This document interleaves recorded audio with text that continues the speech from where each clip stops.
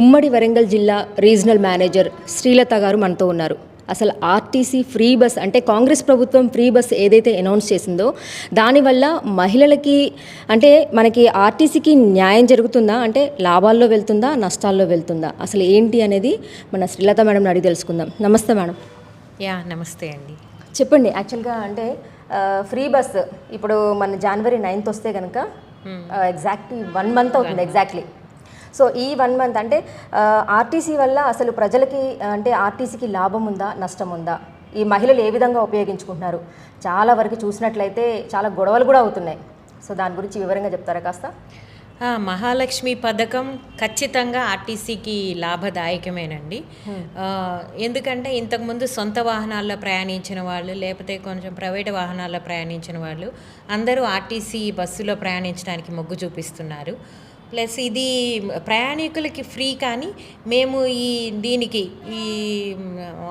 మాకు రావాల్సిన అమౌంట్ని గవర్నమెంట్ నుంచి మేము అడుగుతాము. గవర్నమెంట్ రీయింబర్స్ చేస్తుంది కాబట్టి ఖచ్చితంగా మా ఆక్యుపెన్సీ రేషియో చాలా పెరిగింది కాబట్టి మాకు ఇది లాభమే. ప్లస్ ఇంతకుముందు డైలీ వేజ్ అంటే కూలీ చేసుకునే వాళ్ళు భూపాలపల్లి నుంచో, పర్కాల నుంచో, ములుగు నుంచో అప్ అండ్ డౌన్ చేస్తూ ఉంటారు మహిళలు చాలామంది. వాళ్ళకి నెలకి 1800 to 2000 ఖర్చు అవుతూ ఉండేది.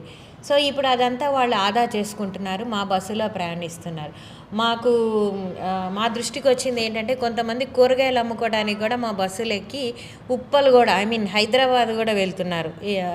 జనగాం నుంచో లేకపోతే మోత్కూరు నుంచో. సో ఈ చాలా అంటే పేద వర్గాలకి చెందిన మహిళలకైతే చాలా ఉపయోగపడుతుంది. అలాగే ఈ మహిళలు ఈ టెంపుల్స్కి వెళ్ళటానికి బాగా వాడుకుంటున్నారు. ఈ కాళేశ్వరం, వేములవాడ, భద్రాచలం ఇలా గ్రూపులుగా మహిళలు వెళ్తున్నారు. అట్లాగే హాస్పిటల్స్కి కూడా వెళ్తున్నారు. మాకు ఇంతకుముందు 40 to 45% ఉండేదండి లేడీ ప్యాసింజర్స్ పర్సంటేజ్. ఇప్పుడు అది 60 to 65% పెరుగుతుంది. అంటే అది పీక్ డే అయితే 65% వరకు ట్రావెల్ చేస్తున్నారు. కొంచెం అంటే ఆస్పీషియస్ డే అయితే మామూలు రోజుల్లో 60% వరకు ట్రావెల్ చేస్తున్నారు. సో ఇది ప్రయాణికుల ఆదరణ పెరిగింది కాబట్టి ఖచ్చితంగా ఆర్టీసీకి లాభదాయకమే. మీరు అన్నట్లు కొన్ని ఏరియాల్లో రద్దీ ఉన్నమాట వాస్తవమే. దానికి అనుగుణంగా మేము మార్చుకుంటున్నాము. ఆ రద్దీ ఉన్నప్పుడు సీట్స్ కోసం గొడవ పడుతున్నారు మహిళా ప్రయాణికులు. అది కూడా మా దృష్టికి వచ్చింది. సో అలాంటి రూట్లో ఇప్పుడు మీరు మా ఎండి గారు చెప్పింది వినే ఉంటారు, కొత్త బస్సులు కొంటున్నారు. కొత్త బస్సులు కొంటే కొంచెం ఆ ప్రాబ్లం అవి అందుబాటులోకి వస్తే కనుక ఈ రద్దీ ఉన్న రూట్లలో పెంచడం జరుగుతుంది. అప్పుడు ఈ సమస్య అనేది కొంతమేర తగ్గుతుందండి. మనకి మొత్తం కూడా అప్పే ఉంది తెలంగాణలో అని చెప్పేసి అన్నారు. మరి ఏ విధంగా లాభం చేకూరుతుంది? ఇప్పుడు మీరు అన్నారు దైవ దర్శనాలకు కూడా ప్రజలు చాలామంది వెళ్తున్నారు అన్నారు. ఇప్పుడు మనకు చూస్తే కనుక తెలంగాణ కుంభమేళ, సమ్మక్క సారక్క జాతర ఏదైతే ఉందో, సో అది టాక్ వినిపిస్తుంది. మన సీఎం గారు ఇప్పుడు ఈ 6 రోజులు ఏదైతే ఉంటుందో ఆ రోజు కంపల్సరీ అమౌంట్ తీసుకుంటారు ప్రజల దగ్గర నుంచి అనేసి అంటున్నారు. సో దానికి ఏమంటారు మీరు? సమ్మక్క సారక్క మేడారం జాతరకైతే అండి 18th నుంచి 25th ఫిబ్రవరి 2024 అండి. అప్పటి వరకు ఆ పీరియడ్లో 1 week స్పెషల్ బస్సెస్ నడుపుతాము. సో ఆ బస్సెస్కి మహాలక్ష్మి స్కీమ్ అప్లికబులా కాదా అనేది ఈ రోజుకి ఏం నిర్ణయం తీసుకోలేదు. గవర్నమెంట్ ఏ నిర్ణయం తీసుకుంటే అది మేము అమలు పరుస్తామండి. సో అంటే ఉన్న బస్సులు సరిపోవేమో అనేది ఒక ఆందోళన అయితే ఉంది మాకు. అదే వ్యక్తపరచడం జరిగింది. ఫ్రీ అని పెడితే అంటే ఇంకా ఎక్కువ తాకిడి. మామూలుగా అయితే మేము 20 lakhs ప్యాసింజర్స్ మా బస్సులో ట్రావెల్ చేస్తారని ఎస్టిమేట్ చేసుకున్నామండి. సో 4000 బస్సెస్కి మేము ప్లాన్ చేసుకున్నాము. ఒకవేళ స్కీమ్ అప్లికబుల్ అయితే కనుక ఇంతకంటే అంటే చాలా ఎక్కువ బస్సులు అవసరం పడుతుందేమో అనేది ఒక ఆందోళన అయితే మాలో ఉంది. కేవలం ఆ 18th నుంచి 25th వరకు నడిచే బస్సుల కన్నా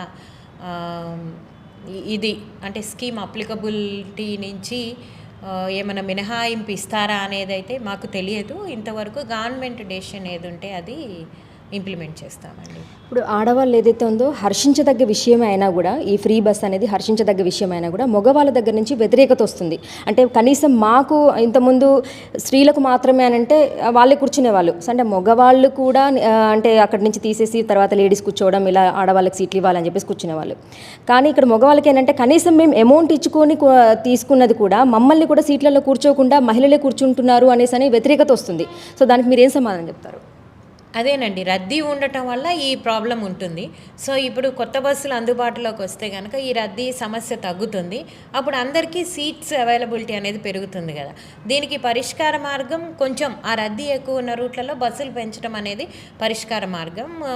మేము అట్లా అంటే ఉన్న బస్సులతోటే బాగా రద్దీ ఉన్న రూట్లలో ఆల్రెడీ పెంచడానికి, ఫర్ ఎగ్జాంపుల్ హైదరాబాద్ రూట్లో హన్మకొండ టు హైదరాబాద్, హన్మకొండ టు ఏటూరు నాగారం, ఈ హన్మకొండ టు నర్సంపేట్, అట్లాగే మహబాద్ టు వరంగల్, మహబాద్ టు ఇల్లందు, ఇలాంటి రూట్స్లో ఈ ప్రాబ్లం వచ్చింది. సో మేము ప్రతి డెపో వైజ్ ఏ రూట్లో ఇలాంటి సమస్య వస్తుంది అనేది చూసుకొని ఆ రూట్లలో ట్రిప్స్ పెంచడానికి ఉన్న బస్సులతోటే మేము ఆల్రెడీ చర్యలు తీసుకున్నామండి. అంటే లాంగ్ డిస్టెన్స్ వెళ్ళే బస్సుల్ని కట్ చేసి ఇక్కడ షటిల్స్ లాగా, ఫర్ ఎగ్జాంపుల్ మహబాద్ టు ఎల్లందు చాలా ఎక్కువ ఒత్తిడి కనిపించింది. సో ఇంతకుముందు మహబాద్ నుంచి హైదరాబాద్ తిరిగాయి బస్సులు, వాటిని రద్దు చేసి మహబాద్ టు ఎల్లందు 6 రౌండ్ ట్రిప్స్ అంటే 12 సింగిల్ ట్రిప్స్ వచ్చేటట్టు ఒక్కొక్క బస్సుతోటి ప్లాన్ చేసుకొని అట్లా 3 బస్సులు ఎక్స్ట్రా వేసేసాం.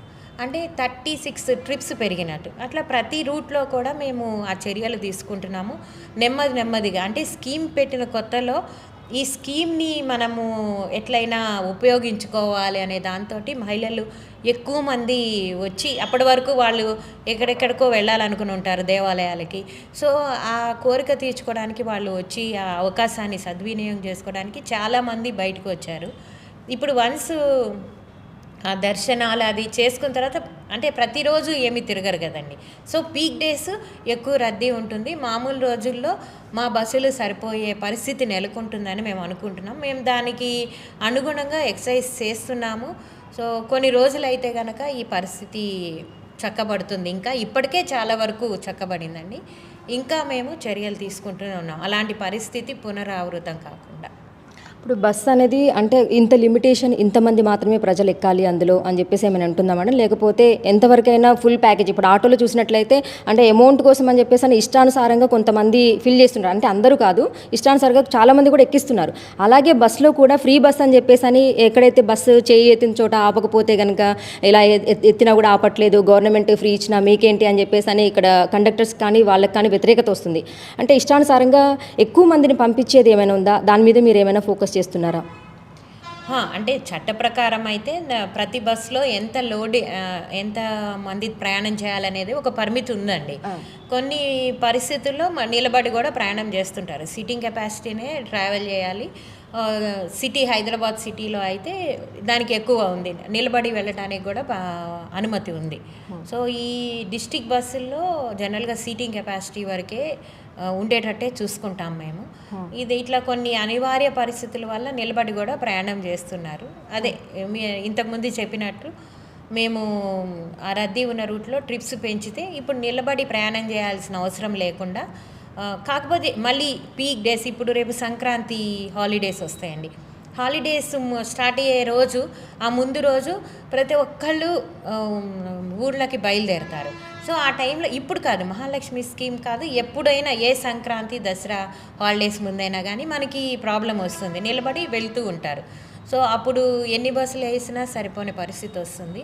సో అలాంటి ఎక్సెప్షనల్ డేస్ తప్పితే మిగిలిన అన్ని రోజులు కూడా కంఫర్టబుల్గా ప్రయాణికులు జర్నీ చేసేటట్లయితే మేము అరేంజ్ చేయడానికి ప్రయత్నం చేస్తున్నామండి. ఇప్పుడు ఇంకొకటి, కాంగ్రెస్ ప్రభుత్వం ఏర్పడిన తర్వాత ఈ 6 గ్యారంటీస్లలో ఒకటి ఫ్రీ బస్ అని చెప్పేసి అని చెప్పడం జరిగింది కదా.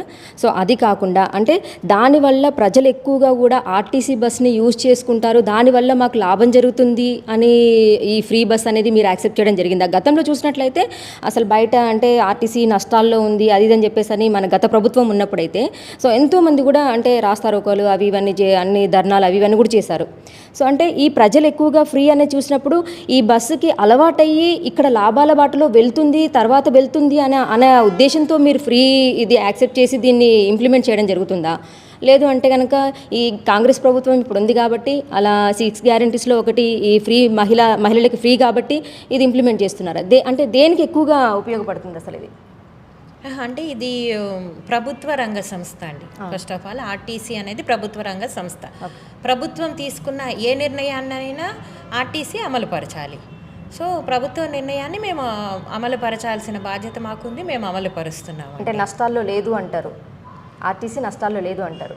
ఆర్టీసీ నష్టాల్లో ఉందండి, లేదని మేము చెప్పట్లేదు. ఆర్టీసీ నష్టాల్లో ఉంది. సో నష్టాల నుంచి బయటపడటం కోసం ఈ మహాలక్ష్మి స్కీమ్ అప్లికబుల్ చేశామనటం కరెక్ట్ కాదు. లాభాల్లో ఉన్నా కూడా గవర్నమెంట్ డెసిషన్ ఏదైనా కానీ మేము ఇంప్లిమెంట్ చేయాల్సిందే. కానీ ఇక్కడ ఏదైనా కూడా చివరిగా ప్రజల మీదే భారం పడుతుంది అని నేను అంటాను. దానికి మీరేమంటారు మేడం? సో అది అంటే దాని గురించి కామెంట్ చేసే స్థాయి నాకు లేదని నేను అనుకుంటున్నానండి. Okay, thank you madam, thank you so much for your information. So ఇదండి ఆర్టీసీ ఏదైతే కాంగ్రెస్ 6 గ్యారంటీలు ఇచ్చిందో మహిళలకి ఫ్రీ బస్ అని చెప్పేసి. సో నిజానికి అసలు ఉచితాలు అనేది ఏవి ఇవ్వకూడదు. విద్య, వైద్యం, న్యాయం ఈ 3 ఫ్రీ తప్ప ఏవి కూడా ఉచితంగా ఎవరికీ ఇవ్వద్దు. అలా ఇస్తే కనుక జనాలందరూ కూడా సోమరిపోతులు అవుతారని చెప్పేసి ఎంతోమంది అంటే మేధావులు చెప్పినటువంటి మాట. మరి ఈ ఫ్రీ బస్సు వలన ఎంతోమంది మన నిన్న కూడా చూసినట్లయితే ఆడవాళ్ళకే శత్రువు అన్నట్టు అసలు జుట్లు పట్టుకొని కొట్టేసుకుంటున్నారు కూడా. దీనికంతా కారణం ఎవరు అసలు? మరి ఇక్కడ ఈ బస్సు ఎక్కేటువంటి మహిళలు ఎక్కడైతే వైద్యం కానీ విద్య కానీ ఫ్రీ ఎడ్యుకేషన్ దాంట్లో ఎందుకు పిల్లల్ని పంపించట్లేదు? వైద్యం ఏదైతే ప్రభుత్వ హాస్పిటల్లో వైద్య సేవలు ఎందుకు తీసుకోవట్లేదు? ఇక్కడ ఫ్రీ బస్ అనగానే డీజిల్ ఊరికేనే రాదు, ఆ భారం అంతా కూడా మన మీదే పడుతుంది అని చెప్పేసి ఎందుకు ఆలోచించట్లేదో నాకు అర్థం అవ్వట్లేదు. సో మీకేమైనా అర్థమైతే కనుక కామెంట్ చేసి చెప్పండి.